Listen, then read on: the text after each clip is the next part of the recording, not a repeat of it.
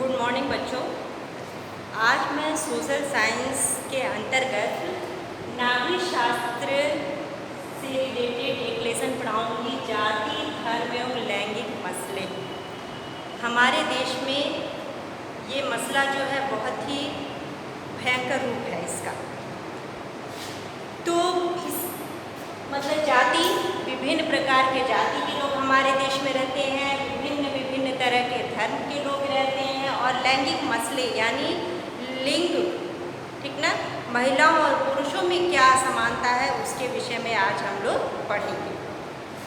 तो जैसा कि आप सभी जानते हैं कि पुरुष और महिला में अभी भी आज के संदर्भ में भी बहुत भेद किया जाता है। जो पुरुष काम करते हैं उसके लिए उनको सैलरी अधिक, और वही काम जब महिलाएं करती हैं तो पता चलता है कि उसके लिए उनको सैलरी कम मिल रही है। तो ये एक तरह से विभेद है, ठीक ना, महिलाओं और पुरुषों के बीच। और ये भी जानती हैं कि महिलाएं घर का सारा काम करती हैं, जबकि पुरुष ये मानते हैं कि घर का काम करने का काम सिर्फ महिलाओं का है, पुरुषों का नहीं है। और वही काम यदि पुरुष बाहर जाके करेंगे तो वो उसके लिए वो वेतन लेते हैं। जैसे ज़्यादातर आप जानते होंगे कि शेफ़ जो होते हैं बड़े बड़े होटल्स में, शेफ़ जो होते हैं वो पुरुष होते हैं। घर में तो वो खाना नहीं बना लेंगे, लेकिन वो एज अ वर्कर के रूप में वो बाहर होटलों में काम करेंगे, तो उसके बदले में वो क्या लेते हैं, सैलरी लेते हैं। तो ये क्या हो गई, उनकी सोच में जो असमानता है वो दिखाई देती है, ठीक ना। इसी तरह से और भी ढेर सारे काम हैं। जो श्रमिक महिलाएं जो श्रमिक होती हैं, लेबर का जो काम करती हैं, पुरुषों के बराबर ही काम करेंगी, लेकिन पुरुषों को अधिक मिलता है और महिलाओं को कम मिलता है, ये कह के कि पुरुष उनसे ज़्यादा मेहनती होते हैं, बलशाली होते हैं, उनकी जो शारीरिक बनावट होती है महिलाओं से अलग होती है, हष्ट-पुष्ट होते हैं, ठीक ना। तो ये सब क्या है, असमानता को दिखाता है हमारे देश में। हमारे देश में कई जाति के लोग रहते हैं, ठीक ना, और धर्म भी बहुत ढेर सारा है। हिंदू धर्म है, ईसाई धर्म है, मुस्लिम धर्म है, पारसी है, जरथुस्त्र है, बुद्धिज्म है, कई प्रकार के धर्म भी यहाँ पे आपको दिखाई देंगे। तो ये बहुत बड़ा मसला है, और हर जगह जो है वो राजनीति में भी यही चीज़ है। राजनीति में पुरुषों को अधिकार अधिक मिला है। राजनीति क्षेत्र में पुरुष जो हैं उनकी सहभागिता अधिक होती है महिलाओं की अपेक्षा, आप जैसा कि जानते हैं, और महिलाओं की सहभागिता कम होती है। आप वर्तमान लोकसभा जो लेडीज गई हैं जीतकर लोकसभा में, संसद में, उसमें ही आप देखेंगे पुरुषों की संख्या से महिलाओं की संख्या बहुत कम है। इसीलिए रिजर्वेशन की बात होती है, महिलाओं की रिजर्वेशन की जो 33% है, जो कि अभी भी हम लोगों को नहीं मिला है। उस पर हमेशा मुद्दा उठता है लोकसभा या संसद में, लेकिन उसमें कोई जो प्रॉब्लम है वो सॉल्व नहीं हो पाता, और वो मुद्दा वहीं का वहीं रह जाता है, विधेयक भी पास नहीं हो पाता। तो महिलाओं को क्या चाहिए, सहभागिता चाहिए, बराबर की सहभागिता चाहिए, और चाहे राजनीति क्षेत्र में है, चाहे किसी भी काम में है, कर्म क्षेत्र में, कहीं भी किसी भी नौकरी में बराबर की सहभागिता चाहिए। तो इसके लिए क्या आवश्यक है कि सरकार के द्वारा महिलाओं को वो अधिकार मिलना चाहिए। ऐसे तो है कि समानता का अधिकार हम लोग को मिला है, महिला और पुरुष समान है, लेकिन कहीं कहीं वो समानता हम लोगों को दिखाई नहीं देती है, तो उसको सामने लाना है। अब साक्षरता में ही ले लीजिए, महिलाओं की स्थिति क्या है भारत में साक्षरता में। पुरुष जो है 82% साक्षर है, लगभग 82% पुरुष साक्षर है, और महिलाएं लगभग 62% साक्षर है। इसमें भी क्या हो गया, अंतर आ गया। टोटल हमारी लिटरेसी रेट जो है, टोटल लिटरेसी रेट है हमारी 74.04%। 2011 की जनगणना के अनुसार, 2011 की जनगणना के अनुसार लिटरेसी रेट है 74.04। पुरुषों का है 82%, लगभग 82%, और महिलाओं का लगभग 62%। तो इसमें भी क्या है, असमानता है। और कुछ लड़कियां, कुछ बच्चियां जो हैं वो बीच में ही शिक्षा छोड़ने के लिए मजबूर हो जाती हैं, क्योंकि कुछ घर ऐसे हैं जहाँ पे लड़कों और लड़कियों में भेद किया जाता है। तो यदि मान लीजिए उनकी आर्थिक स्थिति कुछ कमज़ोर होती है तो वो लड़कों को पढ़ाना ज़्यादा अनिवार्य समझते हैं लड़कियों की अपेक्षा। और कितने ही बच्चे 8th क्लास के बाद, 10th क्लास के बाद, 12th क्लास के बाद अपनी लड़कियां जो हैं वो पढ़ाई छोड़ देती हैं और घरों के काम या अन्य काम में माताओं का सहयोग करने लगती हैं। तो यहाँ भी क्या है, विभेद है लड़कों और लड़कियों में। तो ये भी जरूरी है कि उस विभेद को ख़त्म किया जाए, उस भेद को ख़त्म किया जाए, और लड़कियों को भी लड़कों के बराबर ही शिक्षा मिलनी चाहिए। उच्च स्तर लगभग 50% बच्चियां जो हैं, लड़कियां जो हैं, इंटर तक की पढ़ाई के बाद वो अपनी शिक्षा को छोड़ देती हैं। उच्च स्तर तक पहुंचते पहुंचते बहुत कम परसेंटेज हो जाता है, जो कि लड़कियां पढ़ती हैं। तो इस पर भी ध्यान देने की आवश्यकता है। अब लिंगानुपात में ही देखिए, सेक्स रेशियो क्या है हमारे यहाँ। सेक्स रेशियो हमारे यहाँ 1000 पुरुष पे, अभी 2018 के हिसाब से 940 है महिलाओं की संख्या। महिलाओं की जो संख्या है वो 940 है, यानी 1000 पुरुष पे 940 महिलाएं हैं। कितने 2018 के अनुसार। तो ये भी देखिए लगभग 60 लड़कियां कम हैं। क्यों कम है?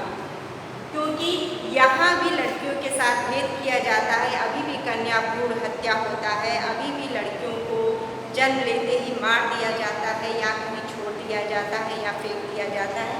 अभी भी हमारे देश में हमारे कुछ पिछड़े वर्ग या पिछड़ा समाज ऐसा है जहाँ पे ये चीज़ें होती हैं, जिसके कारण हमारा जो सेक्स रेशियो है वो कम होता चला जा रहा है। अभी तो थोड़ा सा बढ़ा है, 933 था, 933 से 940 हुआ है। तो ये सब चीज़ें हमको देखने की चीज़ है। और इसी तरह से है शिशु मृत्यु दर में भी। शिशु मृत्यु दर में आपको ज़्यादातर किसमें दिखाई देगा, लड़कियों की हत्या की जाती है, जैसा कि मैंने बताया, ठीक ना। फिर है मजदूरी में अंतर। इसमें ये हो गया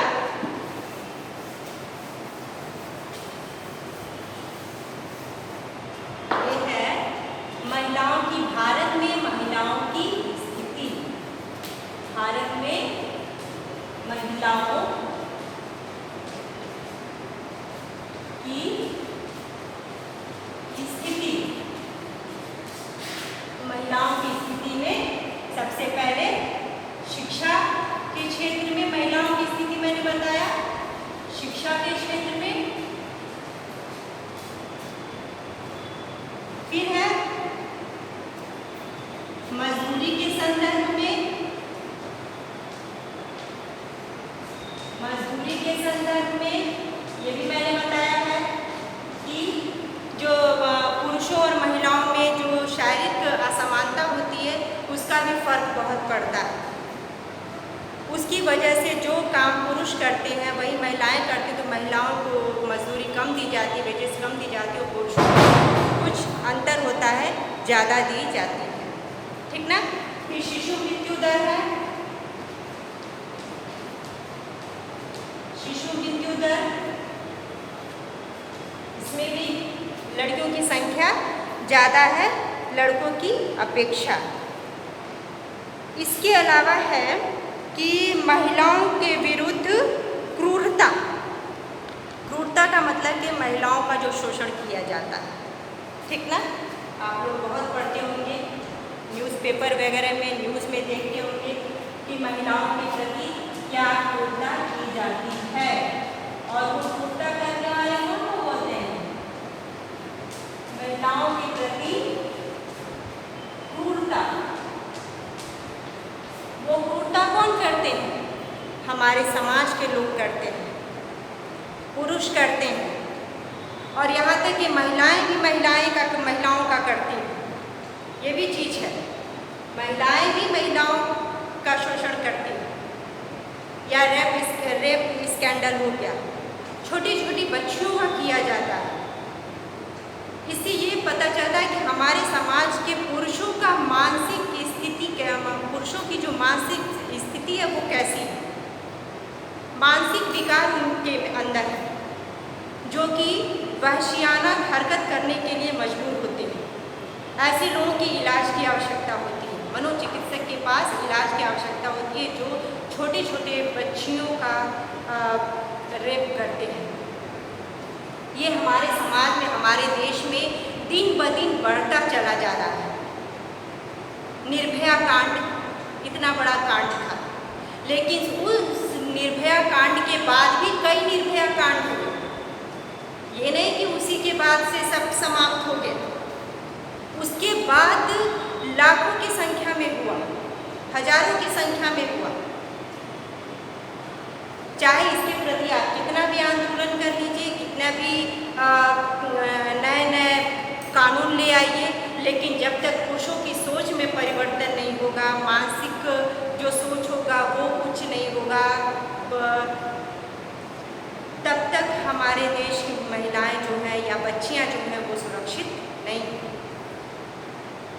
घरेलू शोषण होता है महिलाओं के साथ, होता है ना, घरेलू शोषण भी होता है। बाहरी शोषण तो जो होता है ये घरों में भी महिलाओं के साथ शोषण किया जाता है, उनको मारा जाता है, पीटा जाता है, बच्चियों के साथ दुर्व्यवहार किया जाता है, लड़के और लड़कियों में भेद किया जाता है। ये भी एक तरह से लड़कियों के प्रति शोषण।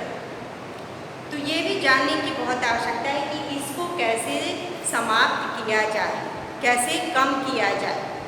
धीरे धीरे कम करेंगे तभी समाप्त होगा, और ये समाप्त कब होगा? जब हमारा समाज जागेगा, हमारा देश जागेगा, लोगों के विचार परिवर्तित होंगे, तभी हमारे देश के महिलाओं की स्थिति में सुधार आएगा। पढ़ी लिखी महिलाओं के साथ भी शोषण होता है, ऊंचे ऊंचे जो पोस्ट पे होती हैं उनके साथ भी शोषण होता है, लेकिन कुछ महिलाएं जो हैं मुंह खोलती हैं, और कुछ लोग जो होती हैं वो अपने अंदर दबाए रख जाती हैं, समाज के डर से या शर्म से या देश लोगों के शर्म के मारे वो अपनी बातों को लोगों तक नहीं कह पाते। तो ये भी बहुत आवश्यक है कि महिलाओं के प्रति जो शोषण है वो उसको अब समाप्त होना चाहिए। पुरुष इसके लिए जागे। जब तक पुरुष नहीं अपने विचारों में परिवर्तन लाएंगे तब तक महिलाओं की स्थिति में कोई विशेष सुधार नहीं हो पाएगा। इसके बाद है, अभी मैंने बताया महिलाओं के राजनीतिक क्षेत्र में क्या भागीदारी है। अभी भी भेद किया जाता है, ठीक ना, महिलाओं और पुरुषों में, राजनीति में भी हर जगह, चाहे वो विधानसभा का हो चाहे लोकसभा का हो, हर जगह अभी भेद होता है।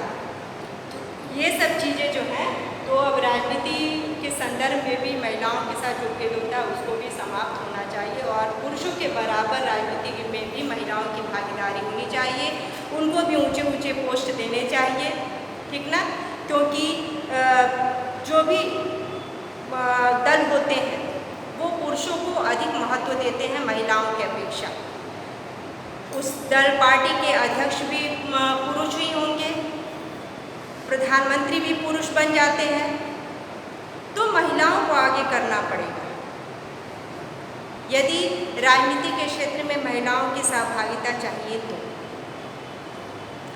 तो इस तरह से राजनीति में भी सभी पार्टियों को ये ध्यान देने की आवश्यकता है कि महिलाओं की सहभागिता को किस प्रकार से बढ़ाया जाए। तो ये आवश्यक हो जाता है।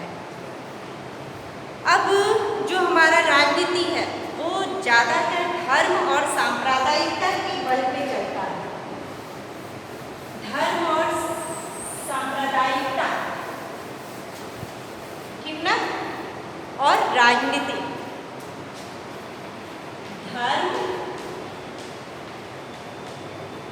सांप्रदायिकता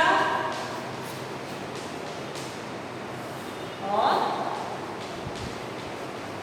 राजनीति।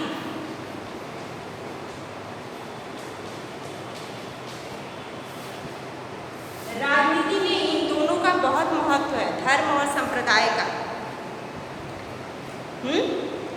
क्योंकि हर पार्टी की अपनी कुछ विशेषताएं होती हैं। हर पार्टी जो है अपने कुछ विशेष उद्देश्यों को लेकर चलते हैं।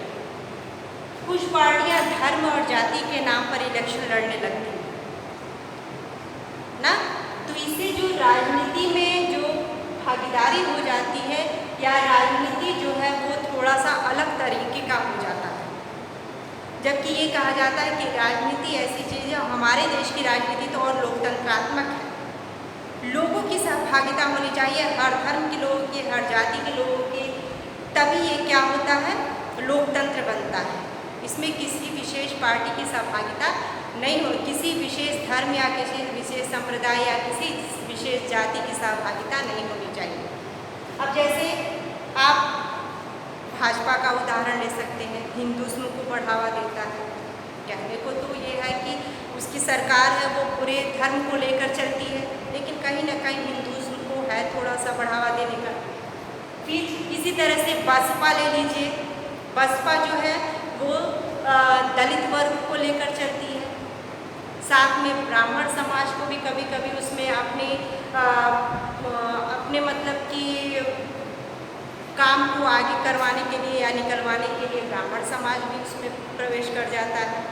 सपा ले लीजिए, यादवों का वर्चस्व है, जाति पर आधारित हो जाती है वो पार्टी। तो हर पार्टी जो है कुछ न कुछ धर्म संप्रदाय को लेकर आगे बढ़ती है, जो कि देश के लिए ठीक नहीं है।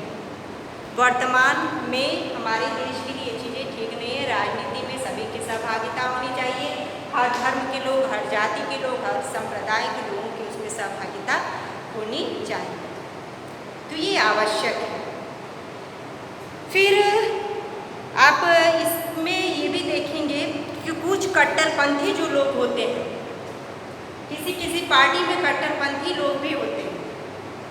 अब AIIM का ही उदाहरण ले लीजिए, ये पार्टी भी कट्टरपंथी है, मुस्लिम धर्म को बढ़ावा देती है, ठीक ना। तो ये सब जो चीज़ें हैं, ये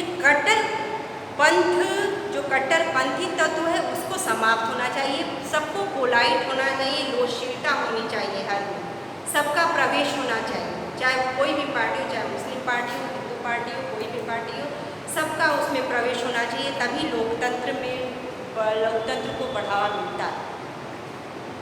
या महिलाओं में एक कट्टरपंथी है, महिलाएं जब आगे बढ़ती हैं तो कुछ जो पुरुष समाज है या कुछ जो धर्म विशेष के लोग हैं वो आवाज़ उठाते हैं महिलाओं के प्रति। मुस्लिम समाज की महिलाएं जब आगे बढ़ती हैं तो कुछ कट्टरपंथी जो लोग हैं वो उनके खिलाफ आवाज़ें उठाते हैं और फतवा जारी करने लगते हैं।